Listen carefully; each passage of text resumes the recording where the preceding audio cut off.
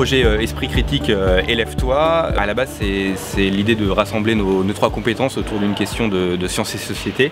Et donc c'était vraiment de se dire, il y a un petit enjeu actuellement de se poser les questions de l'esprit critique, notamment appliquées aux sciences, et de trouver des outils de médiation scientifique pour travailler sur cette notion d'esprit critique.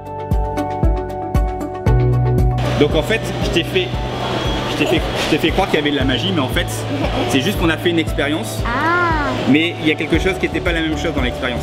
Il y avait une balle qui était plus légère et puis il y a une balle qui était remplie d'eau. Est-ce que ça marche? Tu crois à sa solution magique des là ou pas? Non. Et donc moi médiateur, Théo magicien et Guillaume avec ses projets de recherche, on a d'abord cherché à trouver un lien entre nos activités et du coup est venu assez rapidement les effets de lévitation. C'est juste comme ça de lévitation. Je sais pas si vous l'avez vu ou pas du tout. Non. Non, vous y croyez pas? Ouais. Moi non plus, en tant qu'apprenti scientifique, j'ai quelques doutes sur ce que j'ai vu. L'esprit critique, au final, la magie c'est marrant parce qu'on se pose plein de questions quand on voit un effet de magie. La science, on se pose aussi des questions.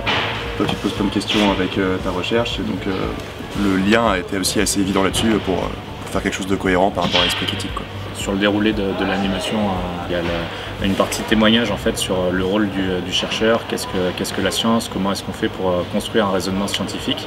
Donc ça c'est ma partie à moi. Après Théo il est sur l'expérience magie, vraiment attraper le public, et puis Julien lui il est vraiment sur faire comprendre les choses en faisant manipuler aux jeunes. Vous me croyez ou pas? Tu connais l'électricité? Eh bah c'est pas l'électricité statique. Ah, c'est pas ça. C'est peut-être un des plus vieux tours de magie que j'ai fait. Donc c'est très simple.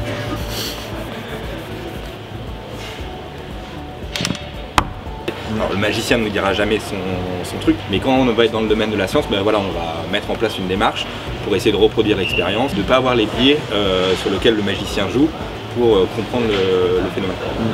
Ouais, parce qu'il y en a qui pensent que c'est de l'électricité statique alors que ça ne l'est pas, et en science on peut penser à une théorie alors que c'est pas du tout la bonne. Et, la réalité, parfois on se retrouve confronté à des biais de perception, donc on a une réalité qui est un peu erronée dans notre esprit, enfin on a une conception de la réalité qui est erronée. Il y a des outils qui existent pour se protéger des erreurs qu'on peut faire, donc on vous invite réellement à vous intéresser le plus possible et à rester dans l'état d'esprit qu'on vous a expliqué pour éviter de faire des erreurs et utiliser l'esprit critique pour avoir une version juste de la réalité.